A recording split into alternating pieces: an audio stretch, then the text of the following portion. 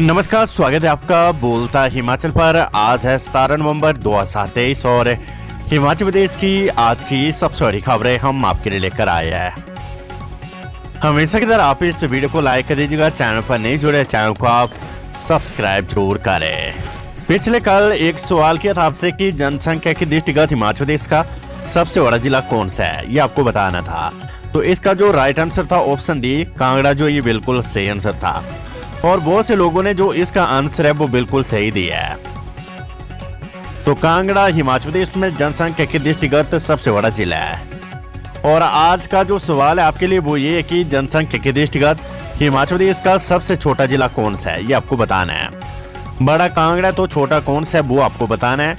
सिरमौर, हमीरपुर, लाहौल स्पीति, किन्नौर, इन चार में से आपको क्या लग रहा है वो आप हमें कमेंट बॉक्स में कमेंट करके जरूर बताइएगा।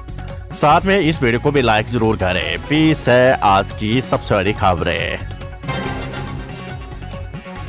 Stone crusher bulk truck park पर बड़े फैसले की उम्मीद। 18 नवंबर की कैबिनेट का एजेंडा तय करने में जुटे अधिकारी। कैबिनेट में बड़े फैसलों की तैयारी की जा रही है। राज्य सरकार के लिए अधिकारी एजेंडा तय करने में जुट गए हैं। कैबिनेट में स्टोन क्रशर और बल्क ट्रक पार्क समेत कई अहम मसलों की स्थिति साफ होने की संभावना है। स्टोन क्रशर पर सरकार ने बैन लगाया है। इस बैन के बाद गठित कमेटी ने अपनी रिपोर्ट सरकार को सौंप दी और इस रिपोर्ट में स्टोन क्रशर को दोबारा बहाल करने के संकेत मिले हैं। उद्योग मंत्री भी स्टोन क्रशर को बहाल करने को प्रदेश की जरूरत बता चुके हैं। इसके अलावा बल्क ट्रक पार्क को शुरू करने पर सरकार गंभीरता से विचार कर रही है। ऐसे में उद्योग विभाग ने बल्क ट्रक पार्क में निजी प्रवेश के लिए पार्टनर तलाश करने की डिटेल प्रोजेक्ट रिपोर्ट तैयार की है। उद्योग मंत्री की अध्यक्षता में बनाई रिपोर्ट को कैबिनेट में रखा जा सकता है। कैबिनेट में मंजूरी के बाद इस फाइल को आगे बढ़ाया जाएगा। कैबिनेट में एनटीटी के मामले के उजागर होने की संभावना अब कम होती नजर आ रही है। महिला और बाल विकास विभाग के साथ आंगनबाड़ी वर्करों को लेकर हुई बैठक के बाद इस मामले को अचानक स्लो कर दिया गया है।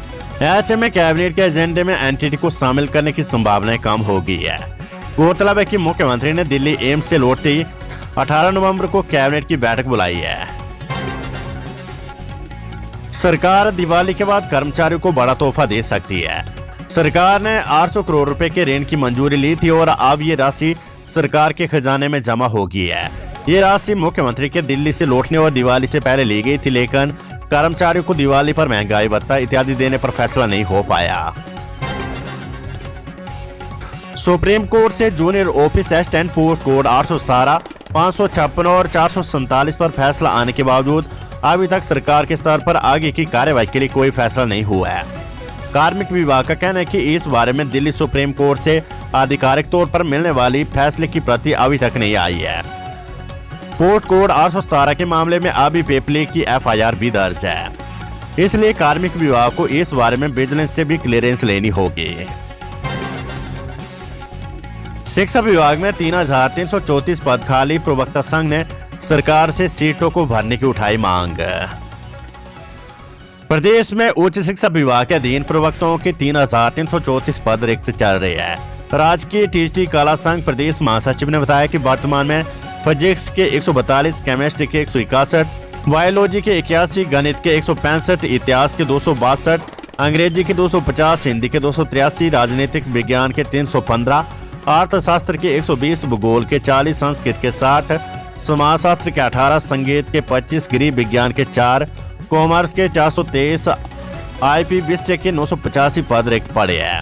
आईपी विषय में केवल सीधी भर्ती की जाती है, जबकि इस विषय के लिए भी पदोन्नति का प्रावधान होना चाहिए।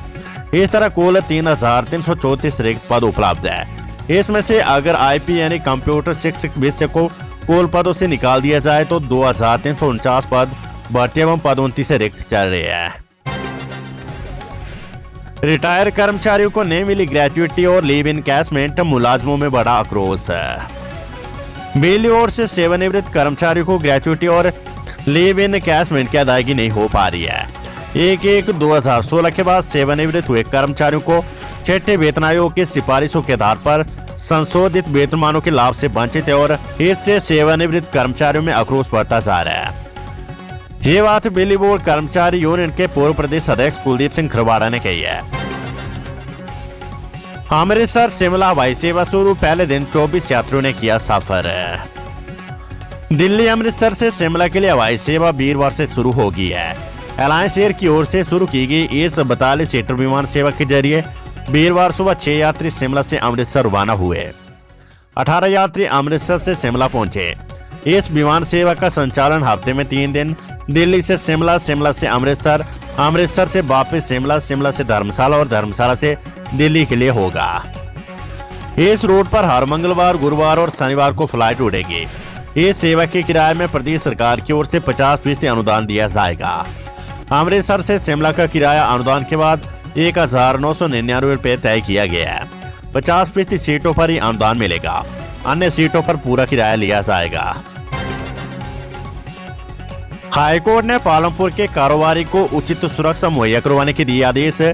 डीजीपी पर कांगड़ा में दर्ज होगी एफआईआर। पालमपुर के कारोबारी निशांत कुमार शर्मा द्वारा अपनी व परिवार के सदस्यों की जान को बताए गए खतरे की शिकायत पर कांगड़ा जिले में प्राथमिकी दर्ज की जाएगी। प्रदेश हाईकोर्ट में मौजूद डीएसपी ज्वाला जी की हिदायत पर महाधिवक्ता की ओर से वक्तव्य दिया गया है। मामले पर सुनवाई के पश्चात मुख्य न्यायाधीश की अध्यक्षता वाली खंडपीठ ने एसपी शिमला और एसपी कांगड़ा को आदेश दिए कि वे शिकायतकर्ता को उचित सुरक्षा मुहैया करवाए। पिछली सुनवाई को कोर्ट ने इस मामले में एसपी शिमला और एसपी कांगड़ा से स्टेटस रिपोर्ट तलब की थी। हिमाचल के ऊंचे दरों में ट्रैकर्स के साथ यात्रियों की आवाजाही पर लगा प्रतिबंध। हिमाचल प्रदेश में बर्फबारी के खतरे को देखते हुए ऊंचे दरों या अन्य संवेदनशील क्षेत्रों की ट्रैकर्स या यात्रियों की आवाजाही को प्रतिबंधित कर दिया गया है। मुख्य सचिव प्रबोध सक्सेना ने सभी उपायुक्तों को तत्काल प्रभाव से ट्रैकर्स या यात्रियों की आवाजाही को प्रतिबंधित करने का आदेश जारी करने को कहा है।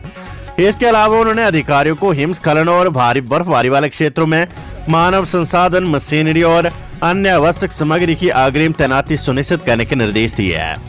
वे वीरवार को शिमला में सर्दी के मौसम से संबंधित तैयारियों को लेकर विभिन्न विभागों के प्रमुख और सभी जिलों के उपायुक्तों के साथ बैठक की अध्यक्षता कर रहे थे।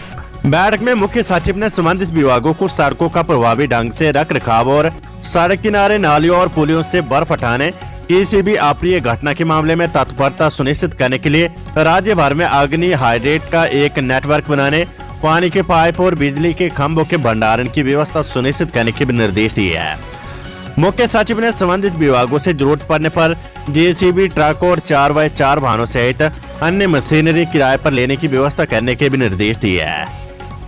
मुख्य सचिव ने उपायुक्तों से उन क्षेत्रों में पर्याप्त भोजन और ईंधन आपूर्ति सुनिश्चित करने को कहा है जहां पर भारी बर्फबारी और सड़क अवरोध होने के कारण सर्दी के मौसम में संपर्क कट जाता है। उन्होंने अधिकारियों से सुनिश्चित करने को भी कहा है कि ऐसे क्षेत्रों में संचार व्यवस्था सुचारू रखे। डीजीपी कारोबारी विवाद। हाईकोर्ट के आदेशों के बाद मैक्लोडगंज थाना में 2 अज्ञात लोगों के खिलाफ मामला दर्ज है। हिमाचल में पिछले कुछ दिनों से चल रहे हिमाचल के डीजीपी और पालमपुर के कारोबारी विवाद मामले में कांगड़ा पुलिस ने वीरवार को 2 अज्ञात लोगों के खिलाफ मैक्लोडगंज पुलिस थाना में हाईकोर्ट के आदेशों के बाद मामला दर्ज कर लिया है। कारोबारी की शिकायत के आधार पर अनजान लोगों के खिलाफ रास्ता रोकने, गाली गलौज करने और धमकाने की धाराओं के तहत मामला दर्ज किया है। नाबार्ड की हाथ से शुरू हो गए 100 करोड़ रुपए के 16 प्रोजेक्ट, सीएम कार्यालय से फाइल क्लियर है। पीडब्ल्यूडी को नाबार्ड का एक और तोहफा मिलने वाला है। बीते 4 महीनों में ये तीसरी मंजूरी होगी। मुख्यमंत्री कार्यालय से छंटनी के बाद योजना विभाग ने 100 करोड़ रुपए की 16 डीपीआर नाबार्ड की मंजूरी को भेज दी है और काफी समय से इनकी फाइलें मुख्यमंत्री कार्यालय में फंसी थी। इन प्रोजेक्ट्स में वरिष्ठता के आधार पर मंजूरी की बात भी कही थी। अब तमाम औपचारिकताएं पूरी हो चुकी है और इन प्रोजेक्ट को नाबार्ड से अंतिम मंजूरी मिलनी है। इससे पूर्व 9 अगस्त को नाबार्ड के माध्यम से 16 प्रोजेक्ट के लिए 128 करोड़ 14 लाख रुपए की धनराशि मंजूर हुई थी। इस धनराशि से 13 सड़कें और 3 पुलों का निर्माण प्रस्तावित था। लेक्चरर स्कूल नियोग के पदों के लिए 30 नवंबर तक करे आवेदन, पोर्टल खोला। हिमाचल प्रदेश लोक सेवा आयोग ने उच्च शिक्षा विभाग में लेक्चरर स्कूल नियोग के 585 पदों के लिए ऑनलाइन आवेदन करने के लिए पुनः पोर्टल खोल दिया है। इसके साथ ही अब उम्मीदवार 30 नवंबर को रात 11:59 तक आवेदन कर सकते हैं।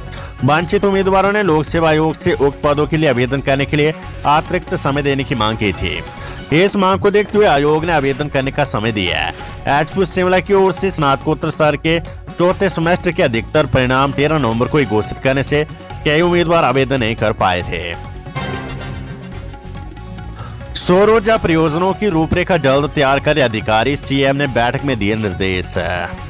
मुख्यमंत्री सुखविंदर सिंह सुक्खू ने ऊर्जा विभाग के अधिकारियों के साथ आयोजित एक बैठक की अध्यक्षता की और प्रदेश में सौर ऊर्जा योजनाओं की रूपरेखा जल्द से जल्द तैयार करने के निर्देश दिए हैं। उन्होंने कहा कि वर्तमान राज्य सरकार ने 100 किलोवाट से लेकर 1 मेगावाट तक की सौर ऊर्जा परियोजनाओं की स्थापना पर युवाओं को 40% सब्सिडी देने की घोषणा की है तथा विभाग इस योजना को जल्द से जल्द अमली जामा पहनाने के दृष्टिगत इसकी रूपरेखा शीघ्र तैयार करे। इस योजना से जहां हिमाचली युवाओं को स्वरोजगार के अवसर प्राप्त होंगे, वहीं हिमाचल को हरित राज्य बनाने के वर्तमान राज्य सरकार के प्रयासों को भी इससे बल मिलेगा। हिमाचल को 31 मार्च 2026 तक हरित ऊर्जा राज्य बनाने का लक्ष्य रखा गया है ताकि यहाँ के पर्यावरण का संरक्षण किया जा सके। राज्य सरकार सौर ऊर्जा परियोजनाओं के माध्यम से स्थापित इकाइयों से 25 वर्ष के लिए बिजली की खरीद करेगी, जिससे युवाओं को आय के स्थायी स्रोत प्राप्त होंगे। 30 बीघा भूमि पर भी Rajiv Gandhi day boarding school खोलने की तैयारी। हिमाचल प्रदेश में 30 बीघा भूमि पर भी Rajiv Gandhi day boarding school खोलने की तैयारी शुरू हो गई है। प्रदेश के कई क्षेत्रों में स्कूल खोलने के लिए 50 बीघा भूमि नहीं मिलने पर नियमों में बदलाव करने के लिए नया प्रस्ताव बनाया गया है। प्रदेश में चिन्हित 18 स्कूलों का निरीक्षण कर लौटी टीम जल्द मुख्यमंत्री को इस बाबत प्रस्तुति देगी। सभी आधुनिक सुविधाओं और शिक्षकों के अलग कैडर के साथ प्रदेश में Rajiv Gandhi day boarding school खोले जाने हैं। विभागीय अधिकारियों ने बताया कि स्कूल निर्माण के लिए 50 बीघा भूमि ऐसे स्थानों पर मिल रही है जहां तक बच्चों का पहुंचना मुश्किल होगा। गाँव से काफी दूरी पर ऐसे स्थान है। शहरी क्षेत्रों में इतनी अधिक भूमि भी उपलब्ध नहीं हो पा रही है। ऐसे में योजना के नियमों को बदलना जरूरी हो गया है। मुख्यमंत्री सुखविंदर सिंह सुक्खू ने वर्ष 2023-24 के बजट भाषण में राज्य में शिक्षा के स्तर को बढ़ाने की आवश्यकता पर बल देते हुए राजीव गांधी राजकीय मॉडल डे बोर्डिंग स्कूल खोलने का ऐलान किया था। खुलासा, दस्तावेजों में 1 दर्जन घर हुए तबाह, मिले आंशिक क्षतिग्रस्त। इस बरसात में आपदा के दौरान सरकारी दस्तावेजों में पूरी तरह से तबाह करीब 1 दर्जन मकान जांच पड़ताल में आंशिक रूप से क्षतिग्रस्त मिले हैं। इसका खुलासा जिला प्रशासन की ओर से चलाए गए सत्यापन अभियान में हुआ है। फिलहाल अभी तक कुछ ही उपमंडलों से रिपोर्ट मिली है, अन्य की बाकी है। ऐसे में इस तरह के मामलों की संख्या बढ़ सकती है। धरातल स्तर पर गड़बड़ी की शिकायतें मिलने के बाद प्रशासन ने आपदा राहत राशि रोक दी है। अभियान के तहत आपदा से क्षतिग्रस्त हुए हर घर की मौके पर जाकर पड़ताल की जा रही है। पटवारी की रिपोर्ट को कानून को सत्यापित कर रहे हैं। मौके पर जांच पड़ताल के बाद ये रिपोर्ट बन रही है। इसी तरह 50% मामलों में तहसीलदार और 25% मामलों में एसडीएम खुद जांच पड़ताल कर रहे हैं। दुर्गम क्षेत्रों में ये वेरिफिकेशन कार्य वर्तमान में चला हुआ है। मौके पर जाकर प्रशासनिक टीम विस्तार से जांच पड़ताल कर रिपोर्ट बना रही है ताकि वास्तव में आपदा प्रभावितों तक राहत राशि पहुंच सके।